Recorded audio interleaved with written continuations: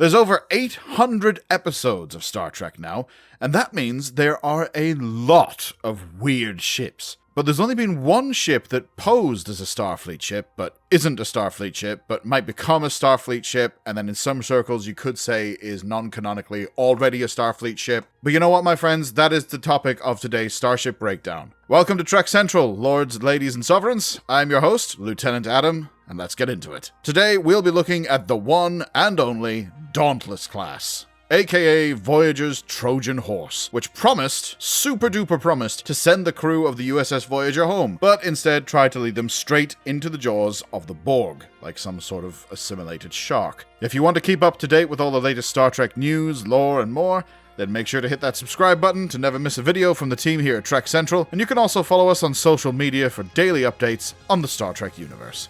According to the super-duper genuine and not at all fake message from Admiral Hayes delivered to the crew of the USS Voyager, the Dauntless class was launched in the 24th century and sent off unmanned deep into the Delta Quadrant by Starfleet Command in the year 2374. When it was actually built? I don't know.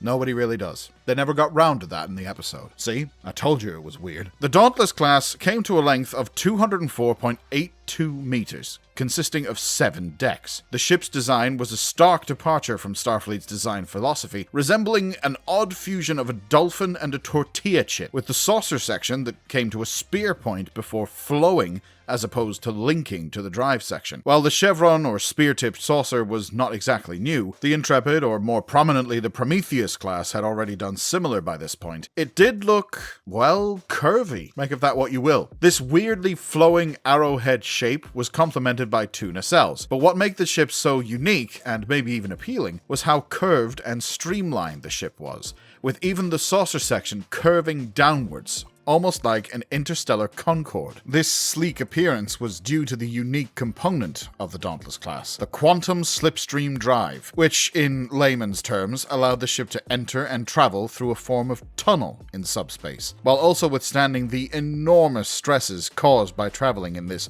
rarefied method of propulsion. Given the 2 nacelle bridge-on-top features of the Dauntless, you could argue that it was still vaguely consistent with Starfleet ship designs of the time, but it was the deflector of the ship that wasn't, with the deflector consisting instead of a strip, not a dish, which wrapped around the hull of the drive section underneath the saucer. This was due to the deflector being tied to the quantum slipstream drive, which channeled energy through the deflector to open subspace corridors in a similar fashion to how Borg transwarp coils worked. The quantum slipstream drive was really the show pony of the ship, and the Dauntless was, evidently, built around it. This propulsion system allowed the vessel to, and say it with me now, travel at much faster speeds than a conventional warp drive. It was sort of like the spore drive of the TNG Voyager era. It could travel 60,000 light years in 3 months, which would have taken the USS Voyager decades, and before you ask, yes, it was mercilessly mocked as an ex machina loophole around the Warp 10 speed limit, which Voyager had already made a huge lizard of in Threshold by this point. Pun absolutely intended.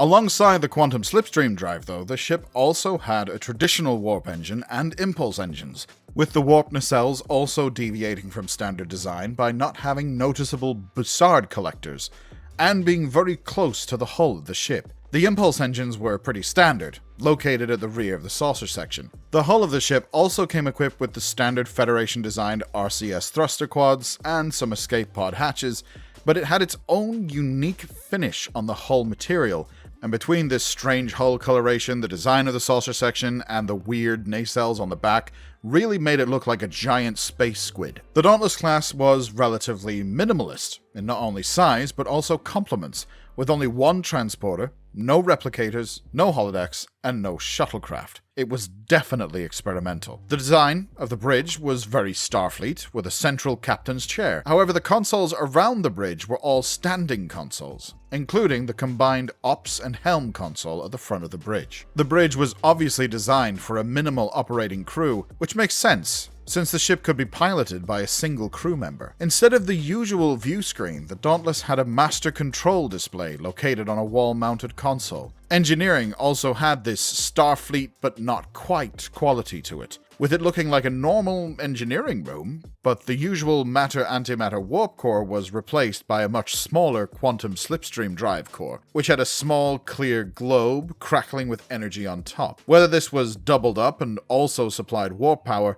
or another warp core was present on the ship is unknown, but the ship was still capable of warp. The only known ship in the Dauntless class was the USS Dauntless itself, with the bizarre registry NX-01A, noting it as an experimental ship. But by normal registry conventions, this would identify the Dauntless as a refit of Enterprise NX-01, which it definitely isn't, by any stretch of the imagination. It would also come, then, as no surprise to learn that the Dauntless was, of course, not a Federation ship at all, but in fact a ship used by Species 116, according to the Borg species designation, which utilized particle synthesis technology, a technology which allowed for the creation of artificial environments in a way even more advanced and realistic than that of conventional holograms. It could be said that particle synthesis was a precursor to the programmable matter used by the Federation in the 32nd century, as seen in Star Trek Discovery Season 3. The Dauntless was, of course, actually a trap laid out by a member of Species 116 called Arturis, who blamed the crew of the Voyager, specifically Captain Janeway, for the death of his entire civilization by the hands of the Borg Collective. Species 116 had managed to resist the Borg for centuries, but were assimilated with only a few survivors after Voyager had assisted the Collective in dealing with the invasion of Species 8472. Arturis had stalked Voyager for some time after the destruction of his civilization and had created a fake Starfleet message, tricking them into believing the Dauntless was an advanced Starfleet ship sent into the Delta Quadrant to bring the Voyager's crew home. Arturis' actual plan, of course, was to pilot the ship into Borg territory with the crew of the Voyager aboard, as revenge for him believing that they were partly responsible for the Borg's assimilation of his people. He even had a giant whinge about it directly at Captain Janeway. Your diplomacy destroyed my world. What? Did it ever occur to you that there were those of us in the Delta Quadrant with a vested interest in that war? What? Species 8472 posed a greater threat than the Borg. That's irrelevant. Who were you to make that decision? What? My people managed to elude the Borg for centuries. Irrelevant. But in recent years, the Borg began to weaken our defenses. They were closing in, and Species 8472 was our last hope to defeat them. You took that away from us! What? You had a choice! What? When that happens, you will be assimilated as well. That's irrelevant. What?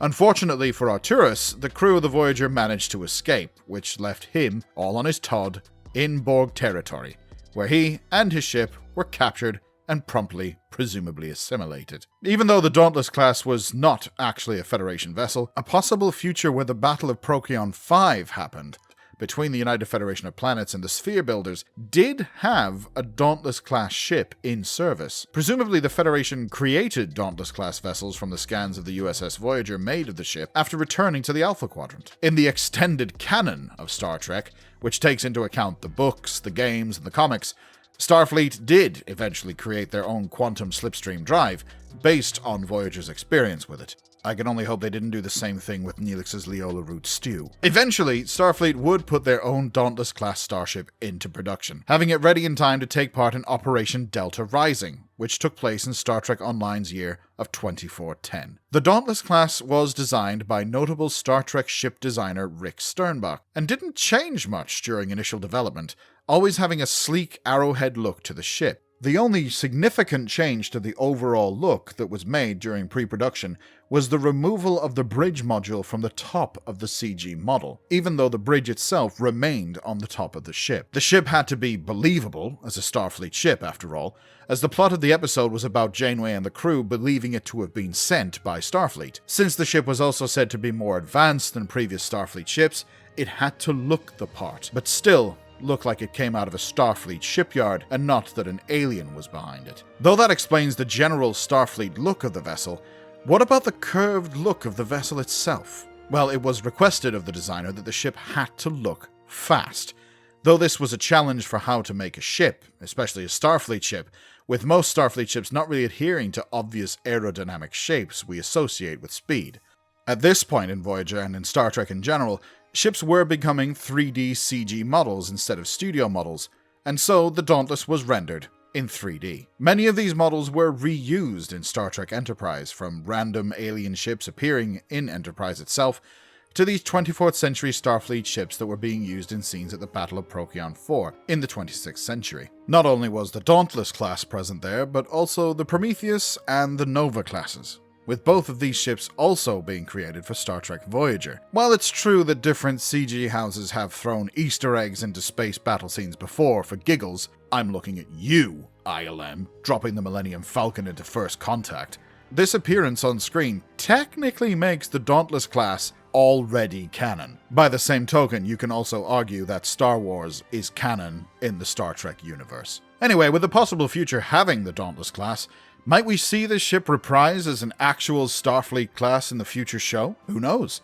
But it'd be great to flesh it out, that's for sure. In the meantime, if you want to keep up to date with all the latest Star Trek news, lore, and more, then like I said, make sure you hit that subscribe button to never miss a video from the team here at Trek Central. You can also follow us on social media or join our community Discord server. For now, I've been Lieutenant Adam, thanks for watching, and we'll see you next time. Live long and prosper, my friends.